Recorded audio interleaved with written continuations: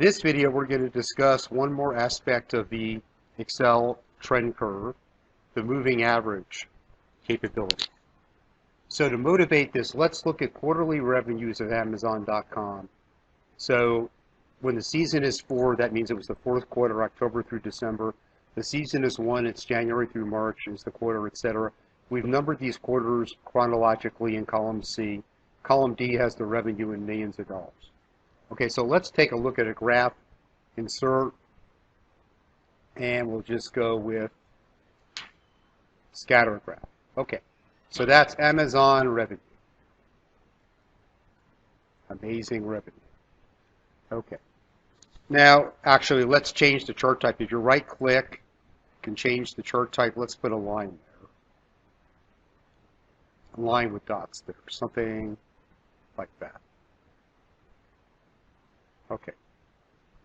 Now, if you look at this and try and understand what's going on with Amazon, it's a little confusing because every fourth quarter there's a peak. Because that's the fourth quarter is Christmas, October through December. Amazon does pretty well because in the U.S. and Europe, Christmas is a pretty big thing. Okay, so October through December, the fourth quarter, you'll see every fourth quarter there's a big spike. But if you wanted to see Amazon's trend over time, this graph makes it difficult. But if we would average the last 4 quarters, with monthly data, you might want to average the last 12 months. Then we could have a much better idea of what's going on with Amazon.com. A moving average of 4 quarters does 2 things. It smooths out quarter-to-quarter variation, and it also basically eliminates seasonality, because if you always average 4 quarters, you have one first quarter, one second quarter, one third quarter, and one fourth quarter. So this is very simple with the trend curve. Right-click, add trend line, moving average, let's say 4. And that should do it. Okay, so that dotted line there, if you can see it, okay, it's pretty smooth. And basically, it's going to show the upward trend in Amazon revenues, okay?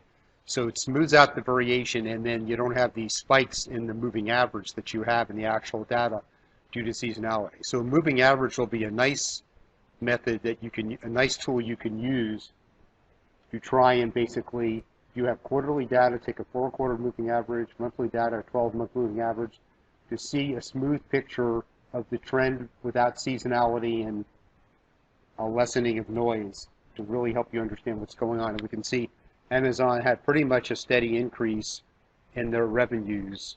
You can see that from the trend curves. These spikes make it much harder to see. Okay, in our next set of videos, we'll talk about regression, predicting why when we have more than one independent variable. Okay, so thanks for watching, and there's a free course, a free 21-day course from Dr. Winston, and all of these videos are coming from one of 3 books. So first, this one, which you can see here at the top of the screen, Microsoft's book, which has 355 reviews, and then it's, let's see, 4.6 stars.